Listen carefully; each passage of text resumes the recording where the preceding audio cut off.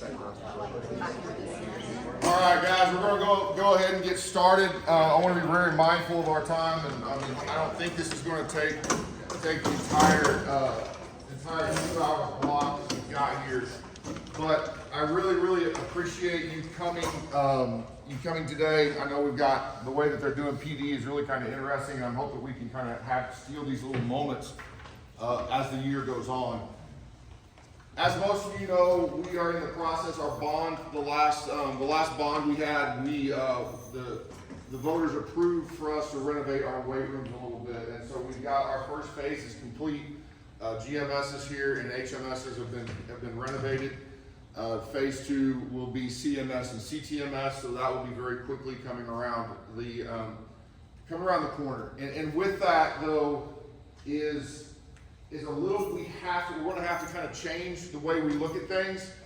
I'm going to say this. So this is going into year 4 for me, and when I am able to look from 30,000 feet and look at how and evaluate our athletic programs, okay, we've got to think about, as middle school coaches, like what are our goals? You mean, like what do we really want to have these kids ready to do and prepared when they walk out of our program as 8th graders? And I'm going to tell you right now, I think y'all do a really good job in 2 aspects of it. The third aspect we haven't been able to do a good job of because of the fact that we haven't had the facilities, and we're fixing the facilities. And so in the process of fixing the facilities, we're going to have to rethink a little bit of kind of the way we approach things. Okay, and that's kind of what we're here to start talking about. We're going to kind of break this up and chunk it up a little bit today. Obviously, you all know who I am. I hope you all know who Jared is, our athletic trainer, middle school athletic trainer that also is certified strength coach.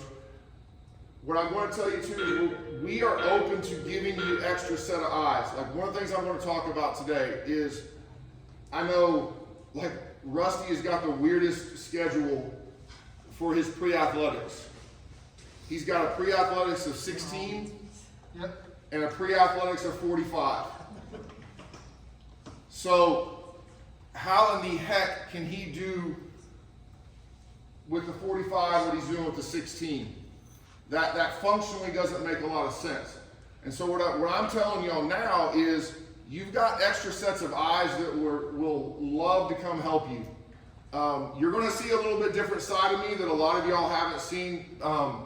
If you back me up about 8 to 10 years and you put me back in my football coaching days, I was offensive line coach, but I was always the weight room guy.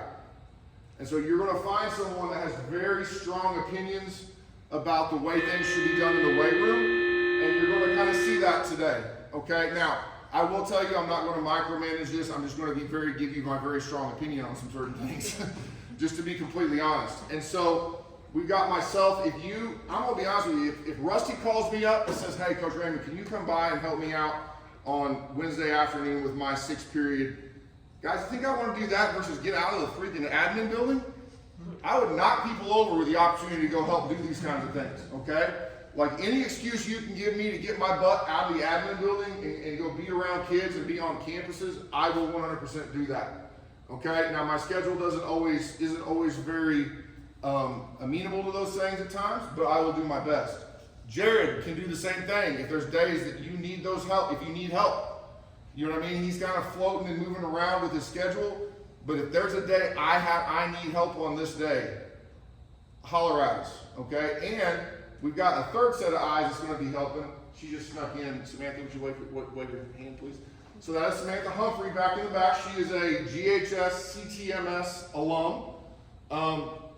She is currently studying to get her CSCS as well. And so we are putting her through the background check process, so she will be able to come onto campus and help as well.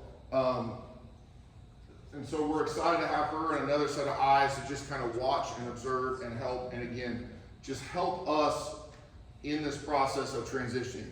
It's still, CMS and CTMS, it's still going to be kind of hard for a little bit, just because your CTMS is a little bit better. CMS, your weight room, I mean, it's awful. And so it's 1995 at best. And so we're going to have to figure some things out. So with that being said, I believe that our middle school athletic programs, your main goal is when a kid walks out of your program as an 8th grader, you don't have to stand up there and do that. We have three tiers that are important to us. 3 things, okay? Obviously, the sports skill is so important, correct? You know, you hear our volleyball coaches, they need touches, they need this. Yes, they do, 100%. The sports skill is super important. And I would argue that you guys do a very good job of this. We do a really good job of teaching the sports that we have to our student athletes. It really becomes evident, I would assume, when you get outside of our little bubble. Like, for example, volleyball, y'all went to that Eagle Mountain Saginaw tournament. I'm assuming at that point you kind of go, you get out of our little bubble and you see where other places are, and it's kind of a little bit of a shock sometimes. So I would say that you guys do a very, very good job of teaching the skill of the sport. Now, the second part of that is the mental toughness and the mental discipline. Learning how to compete, learning how to face adversity, learning how to practice and have the right mental approach. That is the second tier, and then I'm going to say the third tier is the being physically prepared. And I'm going to tell you right now, I look at all 3 of those identically the same. I mean, equal value. We can't have a kid that is incredibly, how many times have you had a kid that's incredibly skilled? So mentally weak. That doesn't do us any good. And so we have to kind of look at that as the same, even with the physical part.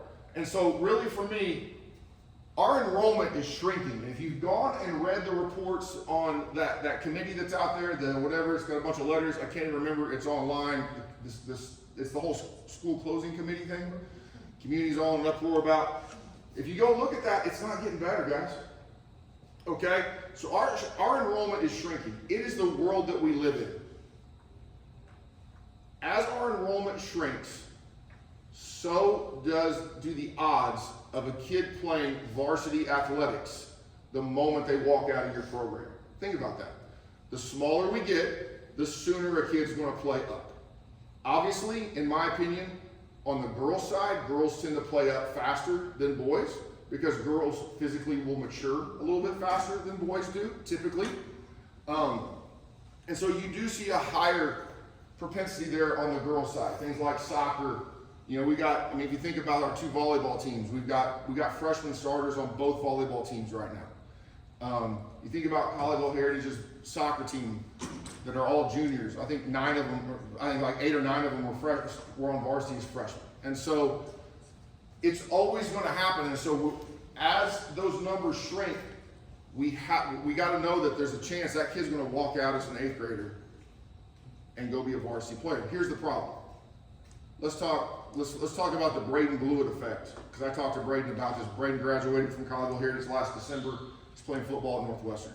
I asked Braden, I said, hey man, how much physical development did you do in middle school?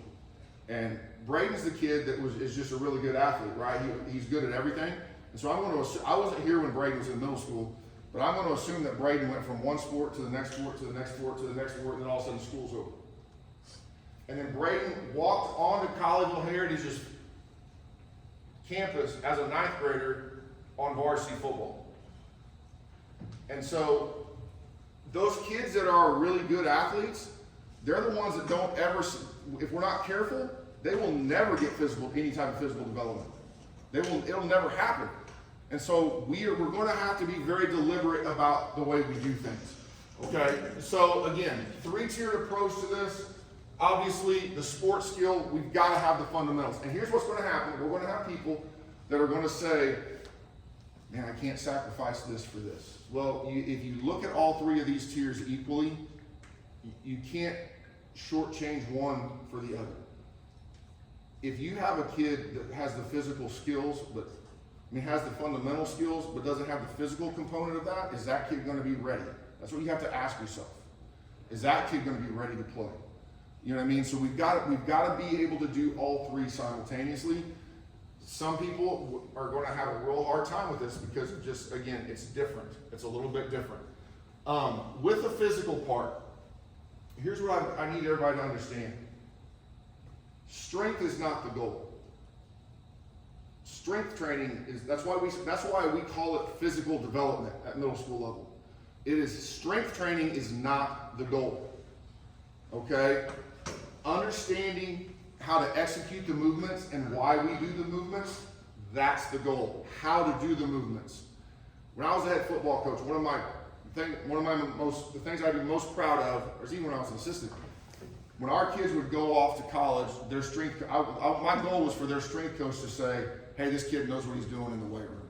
He's obviously been coached in high school. Okay, what we can't have is our high school coaches having to go back and fix bad habits or fix things that could potentially be harmful to a kid. You know what I mean?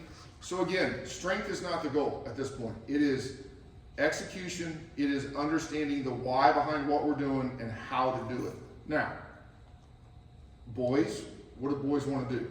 They're going to want to see how much weight they can put on the bar. They're idiots. Their frontal lobes haven't developed yet. You know, I mean, they're going to do dumb stuff. So we're going to have to really rein the boys in and make sure they understand what's going on before we let them advance. Okay? Girls on the other side really love to know the why behind things in the weight room. And if you can teach them the why and they understand the why, they will typically really buy into that. You're good. You're good. Okay. So here's kind of my weekly expectations of our physical development component. And this is where some people are going to get a little heartburn here and there. I need kids doing physical. Now, here's the part I might say it wrong. I'll correct myself. We need to be doing physical development 2 days a week for every kid in the program, off season through your best athlete. Now, the problem with that, okay, it doesn't have to be, I didn't say weight room time. Okay, that's what I did not say. And so we'll talk about that here in just a minute. If you're efficient with what you're doing, it can be done in 20 to 30 minutes. Again, talking to Jared, talking to me, getting ideas on how to use your facilities. And we'll, here in a little bit when we're done in here, we'll walk down here and we'll look at GMS's. The reason we're here is because their weight room is done. And then they have some unique things about their building that they get to use to be creative to make their weight room bigger without making the weight room bigger. Some of y'all have that, some of y'all don't. You know, CTMS has got that massive space up there, right? So they've got that opportunity. CMS has a pretty big space. It's just, again, equipment's older than we are. And so we've got, you know, HMS has got a really tight space, but they can be creative. They got their back gym right there. They've got a hallway right there. So it's about doing things, being efficient, and finding ways to do it, okay? And this is what I'm talking about. We've got to overcome physical, okay, and time constraints. Doesn't mean we have to physically be in the weight room to be doing it. So understand that, so get that out of our brains. And the other part that we have a hard time with, that a lot of people talk about, is like, they think that the athletic period is we're confined to as well. There's only one group that's confined to the athletic period. That's the off-season group. That's it. Only the off-season group is confined to the athletic period. The other groups don't have to be confined to the athletic period. Okay? You can kind of use the time before or after practice, or kind of, and you'll see an idea like I think, go ahead, Jared, go ahead and go to the next part. So here's an example from a conversation I had about a week or two ago. It was with volleyball. So we're talking about 7th grade volleyball, trying to get them in the weight room. But you know, volleyball is such a skill-driven sport, right? Volleyball is something that kids, young ladies need touches on the ball. You know, it is such a skill-driven sport. Well, and so this coordinator I was talking to, volleyball plays games on Thursday nights, and she was telling me, like, man, we love on Fridays, we go in and we work out together, everybody, in season, off season, it's a good post-game thing. It's kind of also a camaraderie, rah-rah thing. I was like, man, I love that. That's a great idea. What about the other times? Like, oh, well, that was going to be kind of hard. You know, when they're getting in that second time, get in. And so this is kind of what we talked about. If you look at what we have, let's talk about just 7th grade volleyball. All right, well, when 7th grade comes in on Monday morning, why don't we just go ahead and let the C team, for the first 30 minutes, let the C team go into the gym and have the whole gym to themselves. And the A and the B team can go into the weight room and get a quick workout in. 20, 30-minute workout. If we're efficient, we know what we're doing, it'll be easy. And then Tuesday, we flip that. A and the B team go in, C team goes in and works out. Now, I'm going to be real honest with you. You got to be real deliberate about this. This was thought through. Why do we put A and B team on Monday and C team on Tuesday? They play on Thursday, right? Which ones will we? I mean, I'd rather have A and B team get time to work through a little soreness. You see what I'm saying? No offense to C team, but I'm okay with C team being a little sore on game day potentially. But A and B team have a little bit more time to work through potentially having some soreness if that comes about. Wednesday, we're just practicing, and then Thursday we play our games. And so that, you have to be, and that was just and I'm not saying please don't copy that and everybody go do that exact same thing. You've got to figure out what works best for your campus and your situation and your coaches. But we've got to find a way to do it. I was talking to a boys coordinator, and he was talking about their like, Tuesday morning after a 7th grade game the night before, and they have so many 7th graders, it's hard. I was like, okay, well, why are you restricted to your weight room? Why can't you go in gym 2? You know, why can't you do something like that? He's like, oh, and do like a little bit of a kind of a recovery concept, like post-game recovery and a little bit of a workout at the same time. But going to the gym, we can help you figure out stations. We've got, you know, we can do all kinds of stuff in there in those situations. And so the main thing there is, again, asking questions, talking to us. Here's what's, I gotta watch my mouth. Here's what really sucks about this component. Okay, Max. Where's Max at? Max is in there. All right, let's talk about Max. All right. Max teaches some high-level freaking engineering CTE class where they fly drones and crap in his class. Every time I go to meet with him, there's crap everywhere. I don't know what's way above my head. But he's got some high-level academic responsibilities, right? He's the girls coordinator. He's coaching volleyball. What do you got, 3 littles? Three littles at home. And a wife. And now I'm going to tell him, hey, Max, I need you to kind of become a halfway expert about this physical development thing. I understand that that's a hard ask. Does that make, you know what I'm saying? But I also know that we have people in this room that they just kind of like it. You're looking at one of them. I just kind of like it. You know what I mean? It's I kind of have a little, I know enough to get myself in trouble. You know, Coach Davis is in the process of getting his CSCS. We've got people in here that can help and can help us structure those things. So let's lean on those people.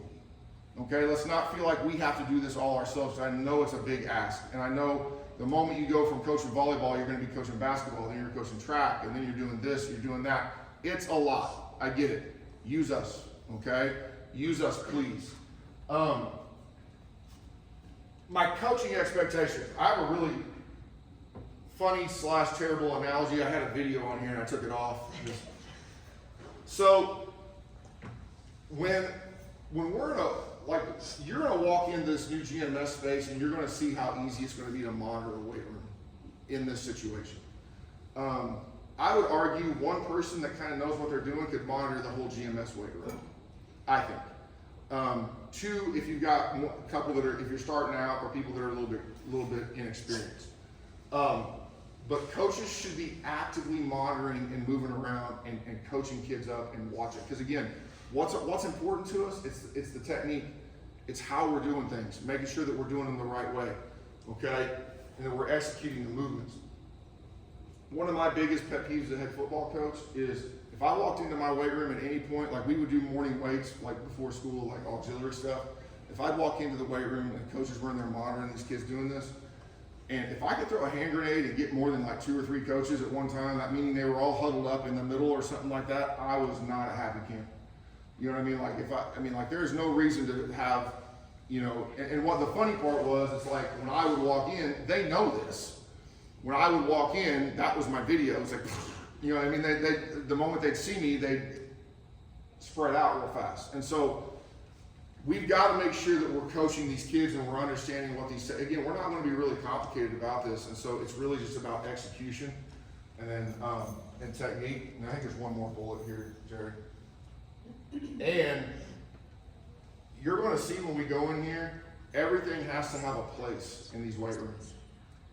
We've got, you'll see GMS, they don't have all their stuff. We're still short some stuff, right? Some bumpers and some dumbbells and stuff that they didn't have in stock. But you'll see that they've got a ton of shelving. There's a place for everything. And so that's what we've got to make sure too, is that we walk in there, because if it's not, it can be a mess. It could be brutal if we don't keep it all clean and picked up. I think you're up, right? Yeah. Before we move on the physical constraints or the time stuff, like a lot of the excuses I've heard is like, hey, we don't have the nice weight room, we don't have the nice equipment, we can't do X, Y, and Z. I don't care. Like, I've given you guys the body weight stuff. I can completely do a freaking home workout if we need to type idea. Or we can just carry med balls or carry dumbbells down the hallway and just do stuff with that. We don't have to have a barbell to get an efficient workout. Okay, I've also programmed a lot of isometric stuff in that kind of standstill position, and that's still, you can do that on the football field as a warm-up if you wanted to. And so if you're feeling like you still have these restraints, communicate that to me. We can kind of game plan what's going to be best efficient for your teams. I can go up there and push it. You don't have to stand behind it. That's fair. Okay, so what I'm having to remember, so for the last couple of weeks, I've been more of just a fly on the wall and observing. I'm new to the district, I'm new to the middle school setting, I've been to college, I've been in the pro setting for a while, so I'm taking a step back and I'm just observing what's been done here, okay? And so I have to have the expectation that you guys are coaches and primarily teachers, and you're not a certified strength and conditioning coach. You don't have the knowledge that I have, and so I'm having to kind of reframe my mindset of, some of y'all have just been in the weight room and you just kind of like, I think that works right, I don't know. And if you don't know, ask questions. And so that's what one of our game plans today is talking about going over some of those forms to give you guys some more education. So I don't have the expectation that you guys are going to be programming. I don't have the expectation that you guys are going to be able to pick some exercises and know the exact primary mover, secondary mover, what's going to be the supporting muscle, what's going to be the cues that we're looking for. I don't have that expectation. The expectation is I'm going to be helping you guys look for those things. Okay? My second point, quality versus quantity. We're going to be focused on more quality movements. I don't care if they only do 4 reps. If those 4 reps are quality, great. If they do 12 terrible reps, we may not get anything out of that exercise. Okay? And so really focus on the quality of the movement, going slow, going controlled. Most of these kids just want to rush through it, and that's not going to be what's best for them. They're going to be developing bad habits. And so really getting into the nitty gritty of like, hey, we're going to do this together, we're going to do it slow, we're going to do it efficient. And I know some of y'all, I'll kind of hit on this later, but like the AMRAPs and that type of stuff, it's great for conditioning, but when we're in the weight room, I'm not really so focused on, hey, let's get 10 reps as fast as possible and then we're moving on to the next exercise. We can do that later on in the year. These first couple of weeks are going to be meticulous and they're going to be slow and they're going to be annoying, but we need to build those good habits. Number 3, helping our students with those habits. So as Coach was saying, I would love for those kids to go into their freshman year and then the strength and conditioning coach is like, all right, we're doing these 3 exercises, and they're like, cool, we know them, let's go. Instead of, I think I know it, and they do it, and they have to reteach. The other thing is, some of you who also teach PE, that will also be doing PE stuff, is I want them to be a high schooler or even adult in 8 years, and then being like, I'm going to go to the gym. And they are now have some ideas of what they can do as an adult, and that they're not having these bad habits that they created as a middle schooler, and then now they're having back pain for the rest of their life because they never were taught. We'll get on the cueing later. For a skills check, I understand a lot of your 8th graders have been in the weight room for the last year, maybe 2 years. But for me, I want to do like form checks. Like, all right, if we're going to do back squat, if we're going to do front squat, if we're going to do bench, if they did whatever 135 last in the spring, we're not throwing 135 on, we're not having them go for it. Unrack the weight, let's do a form check. Okay, is everyone doing this how we want it to? Now let's add the weight back in. I'm fine for our 8th graders kind of progress a little bit more quickly through this, but the biggest thing is going back to the foundation and like kind of redoing that foundation some. Because some of these kids don't remember, some of these kids may have formed a bad habit that you didn't recall, and so now we're kind of working through reframing the foundation and then progressing. On my programming, and we'll talk about this a little bit, we're looking at kind of changing it up. I've been giving young guys some kind of like 5 or 6 exercises to do, as well as kind of like, if you guys have more time, adding more in. I know a lot of y'all kind of like the supersets and that type of thing. With the new weight room, we're looking at doing like a 3-person group, spotter, a person doing exercise, and then someone doing that auxiliary movement. So you got 3 people doing it. So looking at doing an A1 and A2. So the A1 would be that main movement, the A2 would be the auxiliary movement. Okay, so you do the A1 and A2 at the same time. Once you're done with those sets, you move on to B1 and B2. So that would be our second main movement and our second auxiliary movement. Okay, so you do B1 and B2, and then after that we go into our C, if we have enough time, hit our C. So that might be another main movement, or that might just be an auxiliary movement. Depends on the day. I try to kind of aim for this 2 to 3 sets. Some of y'all might have more time. You guys might be able to get that 3 sets. In the very beginning, we might only be doing 1 or 2 sets because of a lot of the education stuff. Reps may vary depending on the exercise, as you guys know. We're going to go, once we go into the weight room, we'll go over more of kind of what we're looking for, main movement stuff. Basic movements, I kind of talked about this earlier on our first PD day, but squat, deadlift or hinge, bench, some of those are kind of the basic movements we're looking at. You know, what is a squat? Okay, like, are we looking at this movement and we're going down, like butt back, or are we looking at the hinge movement? A lot of people, when I educate my adults, my college and professional athletes, I'm like, hey, do a hinge, and they're like, I'm like, what was that? You're 23 years old, like, come on. And so like we're really having to educate of like, hey, what is a hinge, what is a deadlift, and really working on those basics. We'll go over the bench and stuff like that over there. So as I mentioned earlier, the supersets, circuits, upper, lower, full. Like Coach mentioned earlier, we're not so focused on like strength development. Like, I'm not going to do a lower body day and have 6 exercises that are all lower, because that's not what these kids really need. Like, we're not trying to get them to be powerlifters or Olympic medalists right now. We're just trying to get them to fitness, okay? And so most of my programming is based on full, which is usually my A1 and A2 might be a lower, my B1 and B2 might be an upper, and my C might be a core exercise, okay? The reason is one, they don't get too fatigued, so that way they can still have an efficient practice. 2, if we do a heavy lower body day, and then that next day they're not going to be able to have an efficient practice, and then you're yelling at them the whole practice because they're being slow.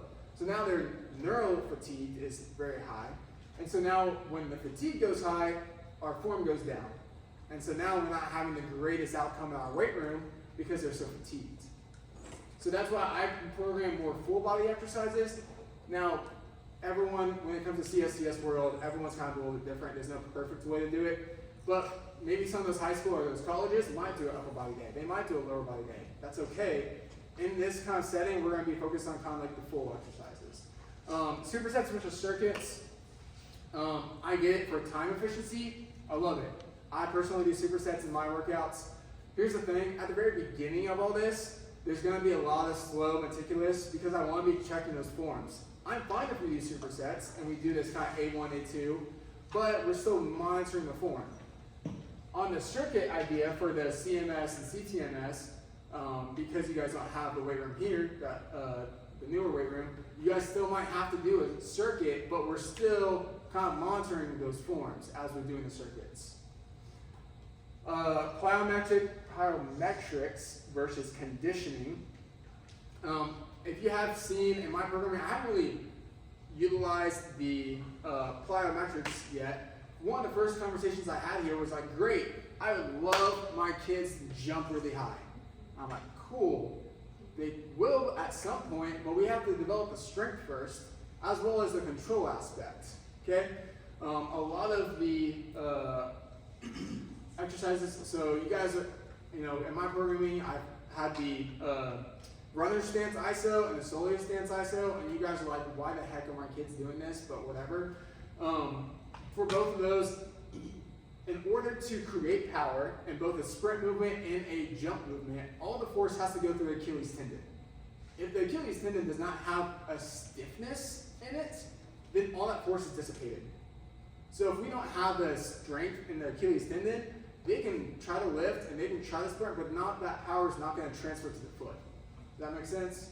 So that's why I'm having you guys do these stupid exercises of the isometrics, because that's going to be the foundation to make them sprint faster and make them jump higher. And so we have to start them there, and then going into the landing mechanics of when I'm going into my recoil of the stretch shortening cycle in the Achilles, am I able to load, reload, and explode? If they don't have the ability to load, and all their force just goes, when we're landing and they go here, and all that force goes out their knee or into their knee, and then they try to jump up, we're losing force. And so I have a box up here. I'm going to show you guys a few things real quick.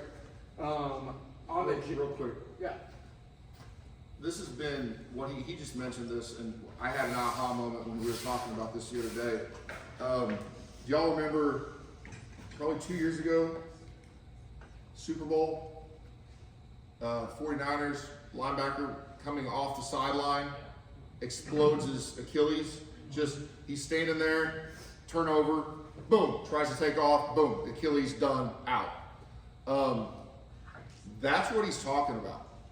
So as humans get stronger and faster and more explosive, we have got to take care of the connective stuff. And so in that guy's situation, what gave? The Achilles gave, because it wasn't prepared for that moment, for that explosive movement. And when he and I were talking about this, that moment popped into my head. And think about the amount of, you see a higher amount of Achilles injuries in professional athletes, getting bigger, faster, stronger, but they're not taking care of that connective tissue. And so that's what he's referencing about. And again, when we were talking about this the other day, I was like, oh, wow, it just kind of the light bulb kind of clicked on for me. So we've got to make sure we're taking care of those things, because again, one of our main jobs is to keep these kids healthy and keep them active and keep them participating, all right? And so we've got to make sure that we're taking care of those other parts to it, the movement. Yeah. And as you guys have seen in some of my programming, the Achilles helps with that, as well as the wall sits. A lot of your athletes are dealing with patella tendonitis, and that's a very common injury at the middle school level. But it's because they're sitting around, don't do much at home. They go into sports and they're like, man, my knees hurt so much. And it's because that tendon has been not doing anything the whole summer, and then they go into running and it's like, yeah, that tendon has not been able to create any stiffness. And so when I'm doing my program, I'm also thinking on the injury prevention side, because yes, I do have my sports medicine and I have my strength conditioning. And so, all right, on the landing mechanics, this is a little bit higher than what I would like your kids to do, but focusing on being able to absorb and then reload, right? So I'm absorbing in my quads and my glutes. A lot of your kids are here and they're going, okay? All my force just went forwards and all my force went straight into my knees. And that's also a reason why people are having knee pain, is because their patella tendon keeps getting jammed with all this force. And so being able to load and reload. Now, jumping onto the box, I'm going to show you guys two different ways, and you guys tell me which one you think is better, okay? So this is going to be point A, and this is going to be point B. Okay, which one do you think is better, A or B? This is not rhetorical, please. A. A, I have a few B's. If you're A, raise your hand. Time and place. Time and place, okay. Fair. You're correct, okay? So on my A, my force was through my feet, okay? I'm using my calf to create the distance. On B, I'm using my hip flexor to get up. To pull your knees up, yeah. Right now, I want to focus more on the calf development, okay? In sport, if I'm playing volleyball and I'm here, I want to be able to go there, right? I don't care if a kid girl does, right? If I'm a wide receiver, I'm not going to be catching the ball like that, right? So why are we teaching it in the weight room? And that's one of the things that I've been observing is everyone's like, oh yeah, we got to get height. Let's keep stacking. And it's like, no, their feet are only getting here. Sure, they might be jumping up here, but they're only getting 3 inches of vertical. But it looks like we're getting 40 inches of vertical because we're compensating our hips. And so those are one of the things that I wanted to kind of strip back a little bit is when we're doing our jumps, I'm okay if we're kind of programming some of that, but let's focus on the why. And as Coach Ward mentioned, it depends on the situation. Yes, we do care about a quick hip to knee flexion in a sprint movement, but we need to be able to still get that position and then push through our calf. It doesn't matter if we have this explosive, but if we don't have this and we don't have the connectivity in our calf, then we're not moving forwards, right? Power, all my 2 cents on the power movement, yes, I want to get there, but if we try to program power and we don't have the strength and resilience in our tissue, that's where injuries are going to occur. Landmine, dumbbell, barbell, kettlebell. Landmines, we have the landmine attachments right now. I'm probably not going to program it just because I want to focus on the basics. And then at some point, maybe later down the year, then we'll kind of use some of the landmine. Dumbbell, barbell, kettlebell. We have all those equipments. Just utilize them. There might be some days I might just be like, hey, if we don't have the 5 kettlebells, or my bad, 5 barbells, great, let's use the dumbbells. Be versatile in that. My last couple of sections, ask questions. Okay, one, if you see something, you're like, I have no idea what's going on, text me, call me, we'll talk about it. I've also sent out YouTube videos, I've sent out queuing. If you want me to come on campus, as Coach mentioned, like, hey, can you come tomorrow morning at 9 a.m.? Yeah, I'll be there. I can try to move my schedule around to help you in that weight room with the kids. There was some feedback about scheduling, and so if it's needing the consistency of like, hey, every Tuesday at 10 a.m., can you be here? I'll be like, let me see what I can do. I might be able to do that for the next kind of 5 to 6 weeks, maybe for the rest of the semester, we'll see. Recently, I've been just kind of floating around all the schools, but if I need to kind of create a schedule, then connect with me and I can be there. With that being said, if Jared or myself or Samantha, if any of us come by, specifically Jared, because you wouldn't do this to me. You know, if Ralph calls Jared up and says, hey, can you come by and help me with my pre-athletics? That doesn't mean that Jared shows up and Ralph kicks up in the corner with his feet up in the air. Okay, that's not what that means. All right, I mean, it's like, all right, you got him, Jared. All right, I gotta go answer some emails. You know, that's not what that means. Okay, we're there together. We're doing this together. We're all in this. We need as many sets of eyes on these kids as we can. Just understand that's not the support. That is not the intent for us just to be like, let him or me or whoever just take over. Feedback. Both the culture of us as coaches, like we need to be able to be like, hey coach, I think you're showing that movement wrong.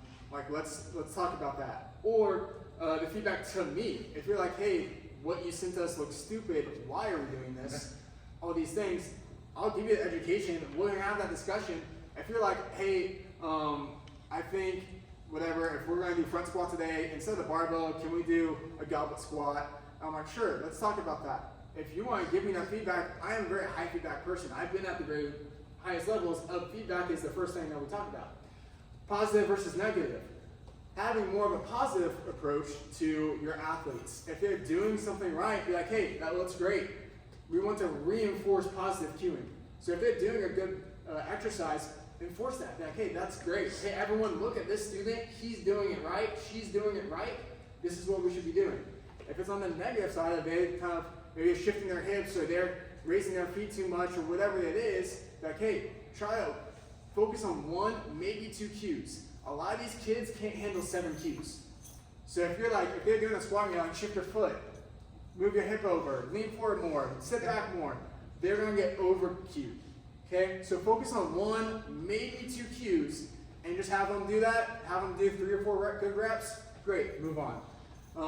Because ultimately, this is a marathon. They're not going to be perfect in one day. They're going to take, these 6th graders might take 3 years. But as I mentioned, I met with the Green 6th grade class earlier this last week. I told them, if you guys, these 6th graders have the potential to be the fastest and potentially strongest 8th grade class in 2 years. But they have to start this year and build those good habits. I think that's it for my stuff. All right, one thing we do have to change a little bit. So we joked about this the other day. One of the things we're gonna have to get our kids to understand is when you do this, you do it right, you're sore. Sore and hurt or injured are 2 different things. We've got to get them to understand that. So if I'm Coach Green and I'm working my kids out, there's a lot of kids walking these hallways that do not have the desire to commit and to do what we're asking these kids to do.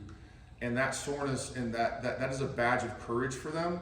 That we need to understand that when they get a little sore, their legs or their hips or whatever, a little sore, that's a point of pride that our kids need to understand. Versus,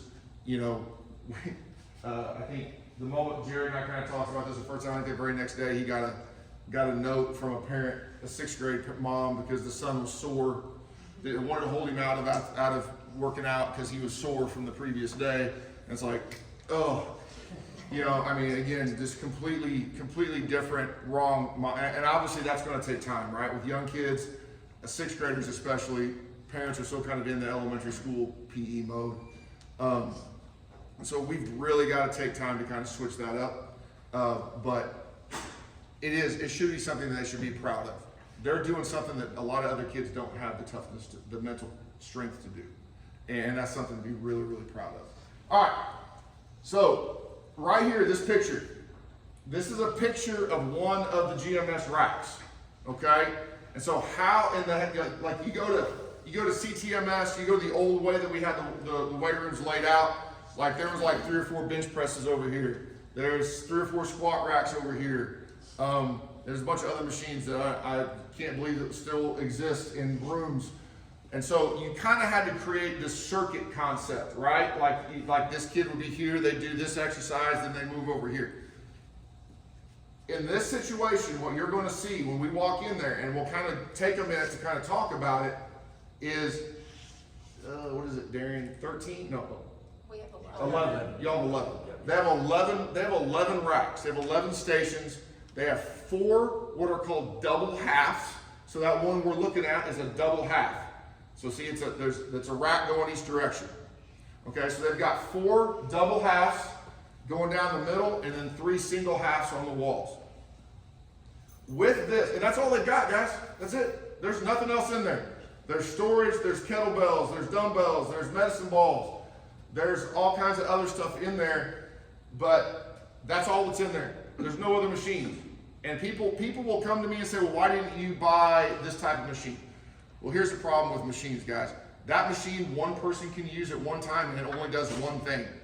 That rack right there, I can replicate any movement. Give me a machine.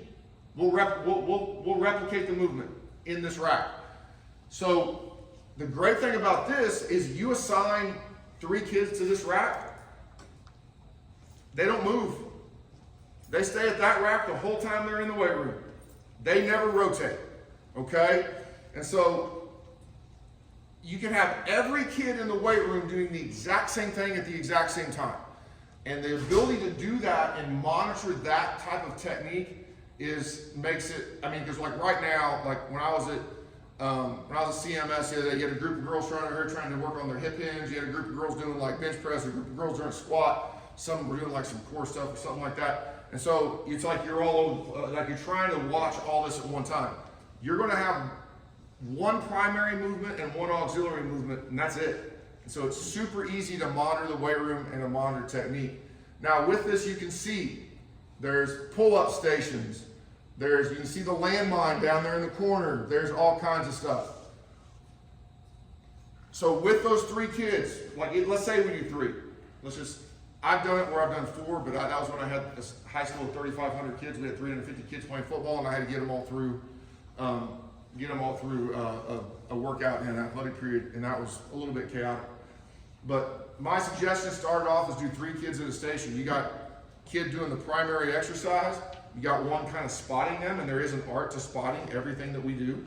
And then you've got the third kid doing some sort, so you go from the exercise to the spotter to the auxiliary exercise, and we can kind of talk about what that looks like. My suggestion, starting off, is to do this like what I would call command weights. And what I mean by that, and we'll talk about it in there, is you blow a whistle and the whole room does a rep together. Because that way, again, super easy to monitor and to be slow about. Kids don't, when you're checking form, you're doing lightweight, doing it that way is very easy.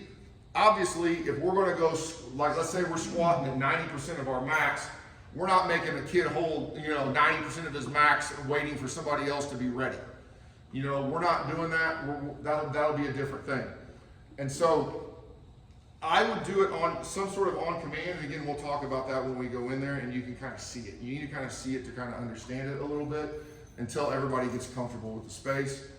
Go slow, make sure things are being done correctly. It's so much easier. This is so much easier to do than what you've got.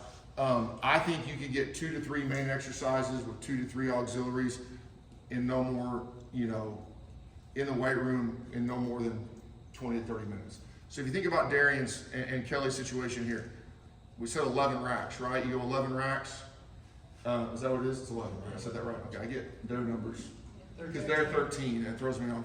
So they got 11 racks. Let's say we go 3 kids in a rack. That's 33 kids can be in there at one time together. Okay. Well, that's not all your kids, so that's why you have to chunk it up. And we'll kind of show you some things that they can do, and one thing that they have that nobody else has that they can use to make their weight room space bigger. But that's why you have to chunk it up. That's why you could do a volleyball A and a B team together, because that would be about that many kids, a C team in there. Football, you have to be a little bit more creative. First of all, I age myself on every one of these things when I do this. I couldn't, because we're about to walk down there, I couldn't help but put the Tommy Boy quote in there. I understand that probably 50% of the people in this room don't even have ever seen that movie. I understand, whatever. Okay, so one of the things so the big 4, people are like, why do we do this? Why do we do the big 4? Why is it important? I'm gonna tell you everything that we do, because we are on such a time constraint, right? Everything we do has to have a method and a madness to it. There's got to be a reason behind everything. So we do big 4. All right, well, what are they? Flying 10s. Well, what are we measuring there? Foot speed. What don't we do naturally very well in this district? Run fast in a straight line. Okay, let's be honest. If you go up and ask our high school coaches, the one thing that they wish we could be better at, it would be foot speed. Now that's not quick. There's a difference. Understand? We're not winning the 100 meters at track meets in high school. Okay, we're not doing that. So we've got to, so our choices are we're slow, relatively speaking, and deal with it, or we emphasize it. Flying 10, that was if you guys remember, that was the first thing we did. If you've been here long enough, was we emphasized flying 10s, foot speed, broad jump. That's a lower body explosive movement. We're testing lower body power and explosiveness. The med ball chest pass is an upper body, also kind of forward hips, upper body explosive. And then the pro agility is a change of direction 5-10-5. I would argue that those 4 movements for middle school athletes are what we want to make sure we're prepping them for. You know what I mean? Those things. Now, we've tracked these. We started this 2 years ago. Started this 2 years ago, so I guess these 8th graders are the first crew that's probably been able to can see this all the way through. But we've tracked this so that these kids can see their improvement and see how they're doing. We know that our high schools put an importance on that miles per hour on the flying 10s, and so we do have the ability to put that out there, show our kids that are doing really well, and that that are getting better, and then they can see their own improvement. Real quick, on the foot speed, so that's another thing is like once or twice a week, you should also be trying to do high speed running. Because only like your top speed will only last about 6 days. After 6 days, your top speed goes down. So if you do not reach that top speed again in 6 days, it goes back down. So at some point in practices, you should be trying to have them do top speed. Listen to my words, top speed, not conditioning where it's like, hey, get on the line, we're going to gassers. Because we all know that our kids are not hitting top speed during a gasser or during a suicide/ladder, whatever it's called now. But we should be trying to aim for top speed. And so that is a, hey, full out sprint, rest, 20 seconds or so, another full out sprint, okay? In some of the levels I've been at, we call them top offs, okay? So at the end of practice, if you did not hit a top end speed in that practice, everyone was on the line and you did about 3 to 5 top offs. So you're topping off your speed. You did 3 to 5 sprints, that's it. So it's like, hey guys, we're gonna do 3 max out sprints. That's all we gotta do. All right, 1, 2, 3. All right, let's go inside. So top offs, hit that 2 to 3 times a week. And now with what he said, the people that were at our PD at the beginning of the year, I've already heard me say this once, but have a reason for everything that we do. You know what I mean? Like, if you wanted to piss off Husky Jean wearing 6th grade Todd Raymond, that was an offensive lineman, played college football as an offensive lineman, put my ass on the track and tell me to run a mile. I'm just going to tell you that right now. What does that do, Husky Jean, Todd Raymond, any good in 6th grade? That does me no good. It actually made me hate it. And so, now, is there a place for that for some of our kids? 100%. But there's got to be a method to everything we do, okay? Be efficient. Make sure we're focusing on the outcome that we want. If that makes any sense. Are we getting the outcome that we want? And this is the one that's a kicker. The killer is like 2 things. Well, this is what I did. You know, again, I'm probably one of the older people in the room. Don't just do something because that's what we did in 1991 when I graduated high school, and that's what my coach did for us. All right, things have changed. Or you saw some professional athlete doing this crazy drill on YouTube. The thing that he talked about is the guys stacking up boxes. I see our kids doing it all. They try to post these videos. And again, are they really testing vertical, or are they testing their ability to pull their knees up to their chest? So it's really, we've got to understand that because we're so limited on time and space, we've got to be efficient. And we've got to make sure that whatever we're doing, we're pushing for an end goal and an outcome that is good for our kids. Okay, I think that's it, isn't it? Or is there one more? No. Is it? Okay, so what we're going to do, we're going to move down here to the weight room. I'm gonna give you all a few minutes to kind of look at the racks, and then we'll kind of talk about how this works. But we'll